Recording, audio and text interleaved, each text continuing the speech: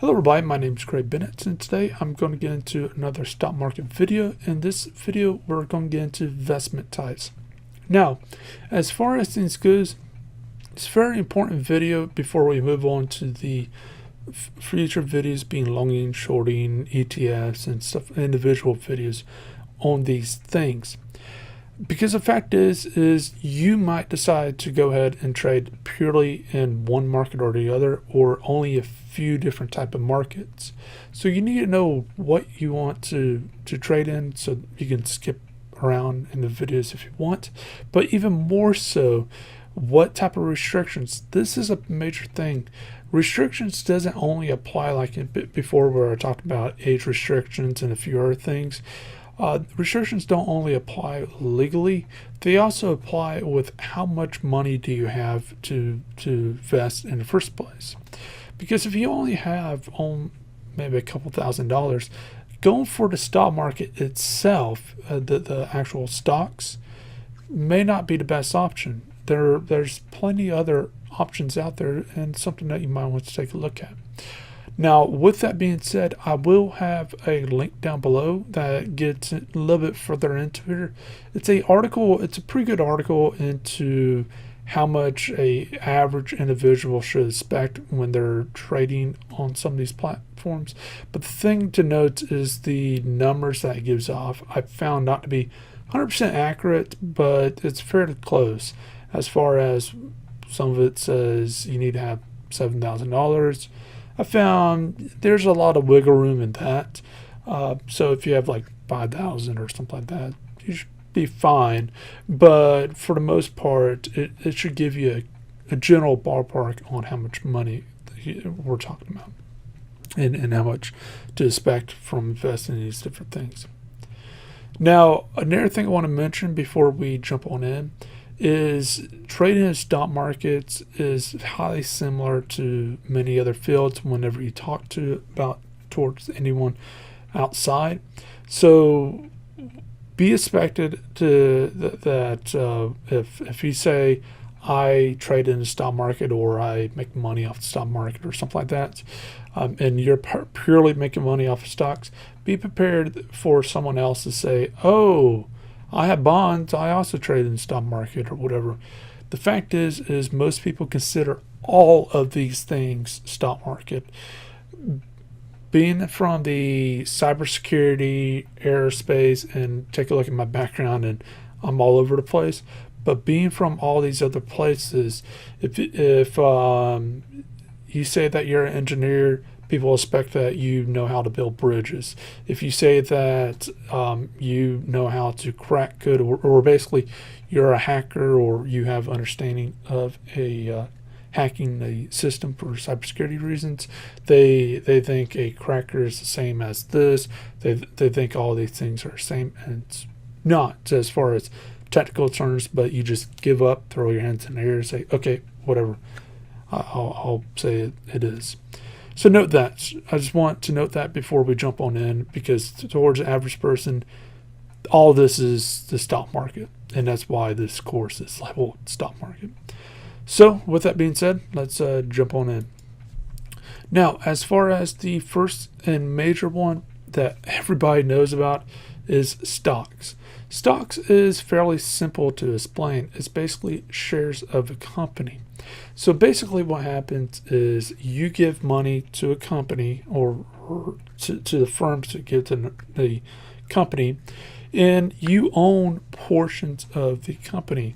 Now, one thing to note is if you're able to buy 51% of a company, or a group of individuals who own 51% of a company come together into an idea, then they can control the company. At that point, they're considered as the majority holders, so therefore they can do whatever they want. So if you have 51% or over, you can take over the company. You own the company at that point. 50%, that's not the case. So with that being in mind, what you have to keep in mind is that's a rare thing, but it is possible. It is something that you'll find billionaires buy out huge sections, or you'll find groups of investors who don't like who's in charge get together. I remember I owned several companies in the past, and several investors wanted to get together and vote to kick the CEO out, or to merge the company with some other company and stuff of this nature. It does happen, but it's really not that often when that does happen. More than not, even if everybody knows they got 51% or more, they tend to just let things run as they were before.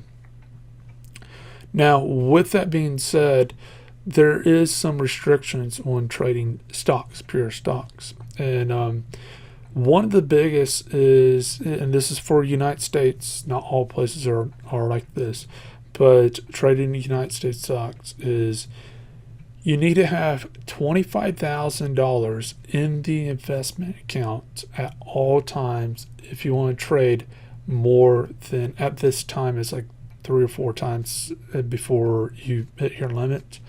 What this is meant to do is prevent average people from over trading. It's suspected that if you throw down $25,000, then perhaps you probably know what you're doing. That's a reason that was told to me when I asked this a while back. But the fact of the matter is, it doesn't matter the reason. At this time, if you don't have $25,000 in the account, you can only trade up to 3 times in a week's time, in a 5-day period of time, per investment accounts. Very important to note that. So with that being said, let's say, for example, you got $15,000 to go around. So you put 5,000 in this, 5,000 in that, and 5,000 in their firm. So what would end up happening is you trade 3 times in one firm, trade 3 times in their firm, trade 3 times in another firm. The fact of the matter is this is not likely, it's not advisable at all, but it is possible to do things like that. It's not suggested because if you really think about it common sense wise, it's not good. But I just want to mention that is possible. But again, it's best to just trade all your stuff in one account at best, maybe 2 accounts if you want to separate some stuff. But even with that, it's just best to trade stuff in one account, and that way you can condense everything into one area. Now, with that being said, once you're past that $25,000 limit, at this time, that means that you can go ahead and trade as much as you want per today.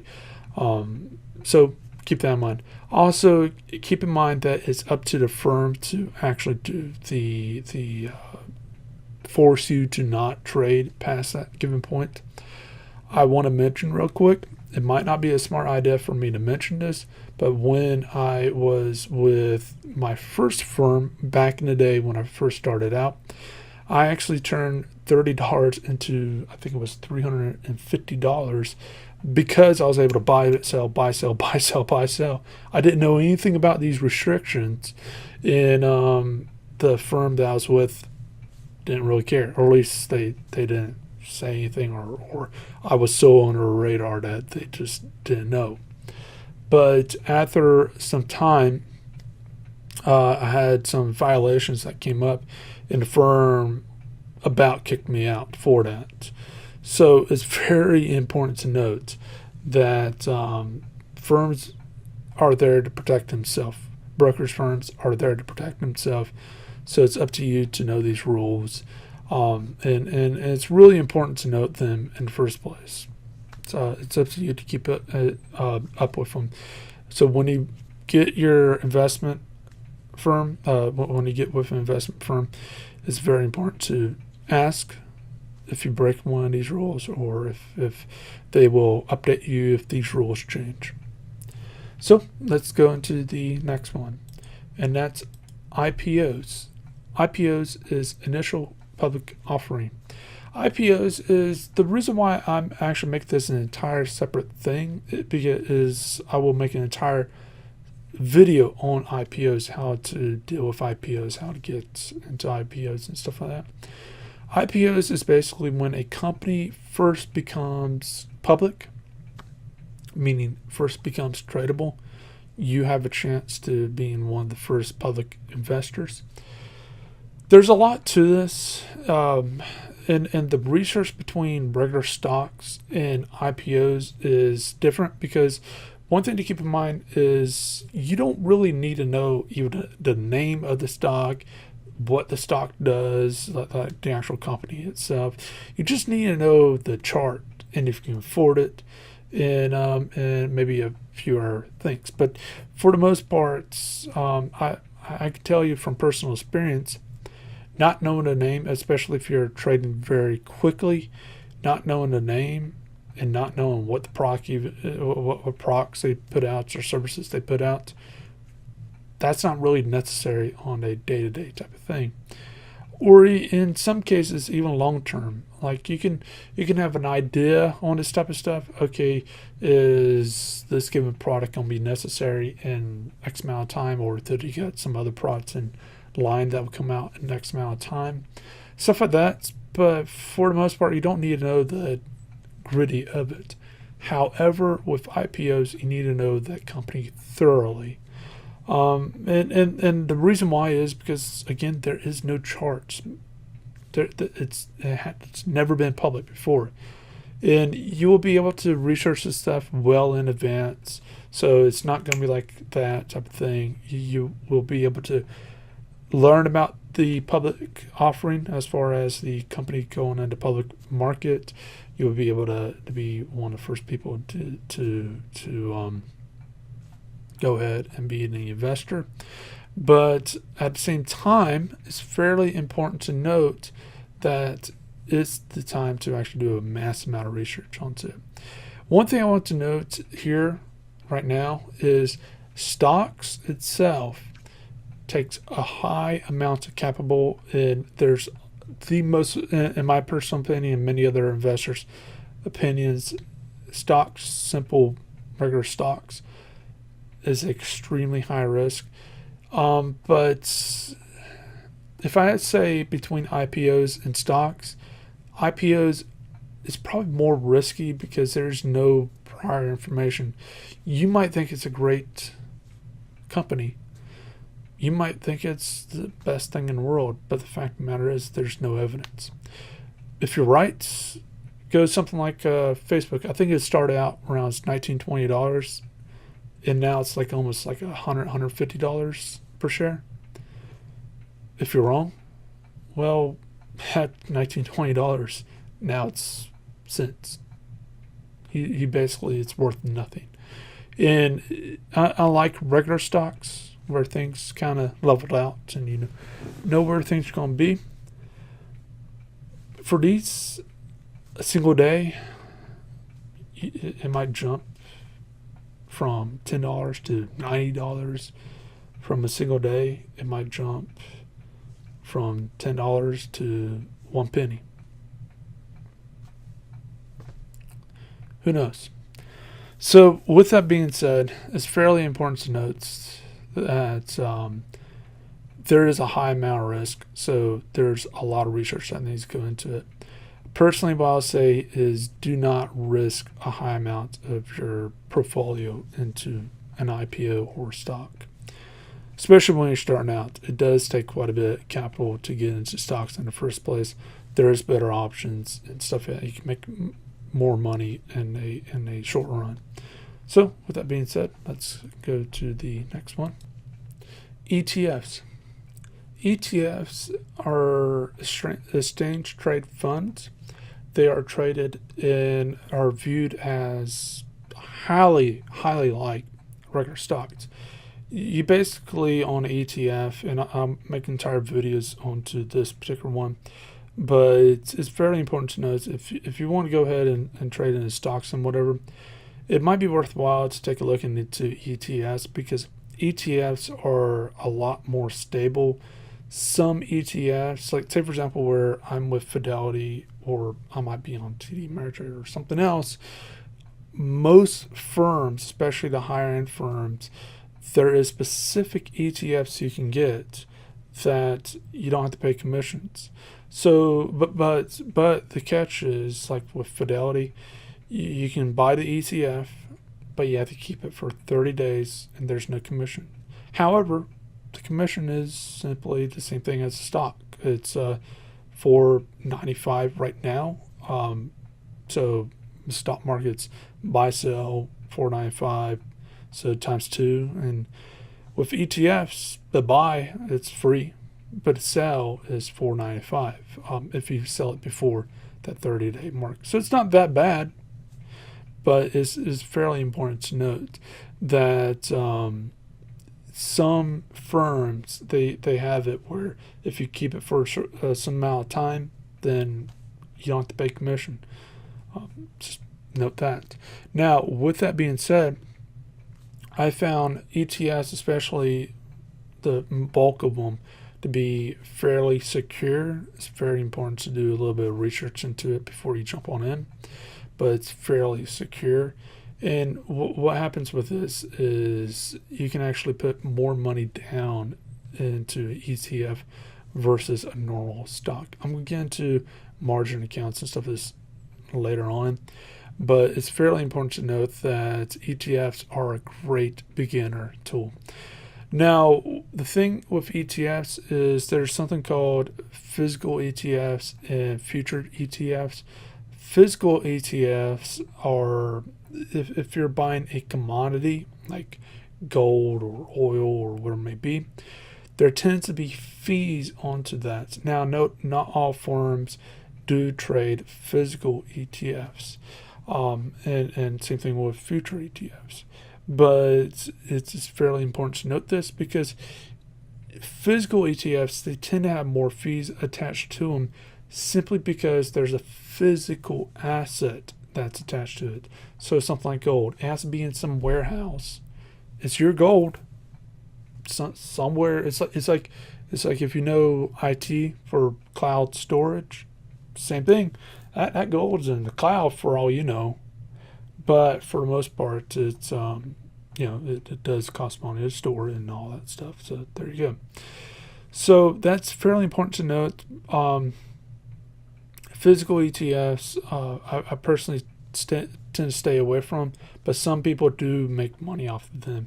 Also, again, note the actual what the firm has, because they might have it where there is no fees if you buy certain physical ETFs. So note that. But again, these mostly invest in debit stocks and other securities. In most ETFs, you can actually see what type of sector it's in, so maybe technology, health, or whatever it may be. And you can tell based on politics and some other stuff what is really making money right now. And at this time, it's 2017, I'll say technology. Futures, you can go pure future or ETF future, but futures in general, it is a standardized contract sold on an exchange. So E-mini, S&P 500. But basically with futures, I'm going to get into an entire video onto that into itself. But note that not all firms do trade this. It's fairly important to note in case if that's something that you want to go with. But with that being said, if the firm does trade ETFs, chances are you're good to go. Options are rights but not obligations to exercise contracts. These are sold both on the exchange and over-the-counter or OTC. Exchange trade options are more regulated and standardized, but over-the-counter options are partly specific, usually doesn't have a secondary market. Thing to note with options, I just want to add into here, is in order to trade options on most firms, you're going to have what's called a margin account. And if you're able to open up that, I would suggest trying to open up a options side to it immediately. Having the ability to trade options doesn't mean that you have to. So I would say just try to open it up as soon as you can, but understand and research heavily into options before you go ahead and trade into it. There's a lot of people who do make money into it, but it does take a lot of understanding, keep in mind there is a lot of differences between this and the regular stock market. So it's going to be very complex. I wouldn't say impossible or difficult, but it's going to be complex for someone who's pure stock market, just simple stock trader, to go to options. Again, it's not going to be impossible, but it's going to take a little bit of research. So now we're going into Forex. Forex is basically trading currencies. There's not really much to say on this besides it's highly leveraged and risky, but it is seen some investors do say it's worthwhile for new investors. I kind of disagree with that because of the risk value.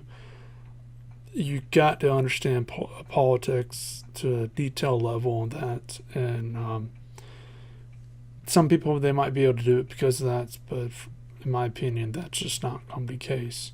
But I'll still cover that in a future video in detail.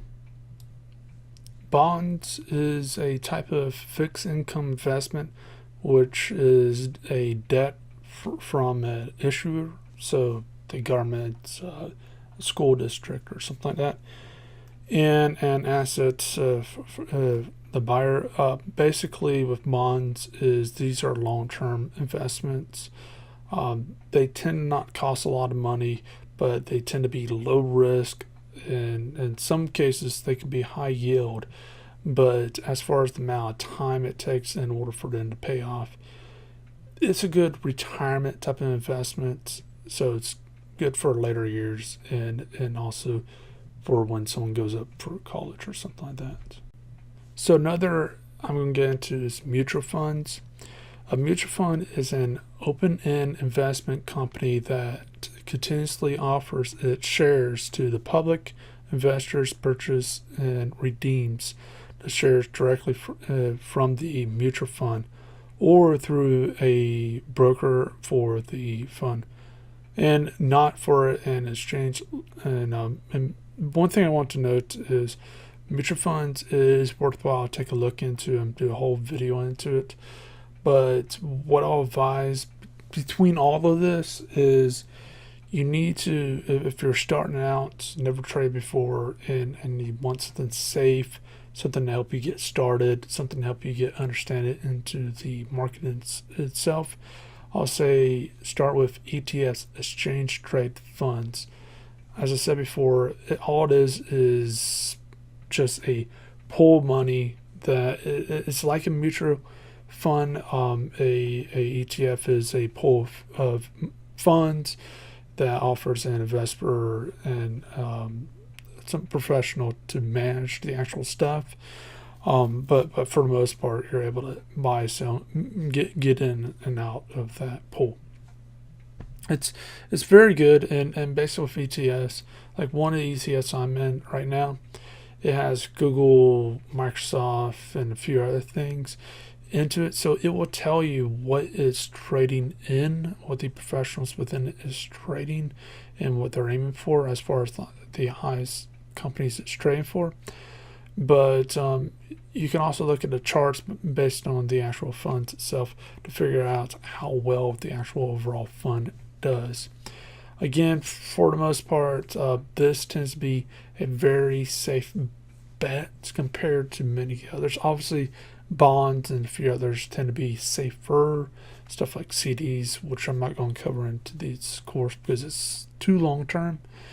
But with this exchange trade fund, it acts so similar to a regular stock that as far as you have to then research it, understand the charts and stuff of this nature, that it, in my opinion, being safer than stocks, it's worthwhile for a starter person to put some of their funds into a exchange trade fund, not all of their funds.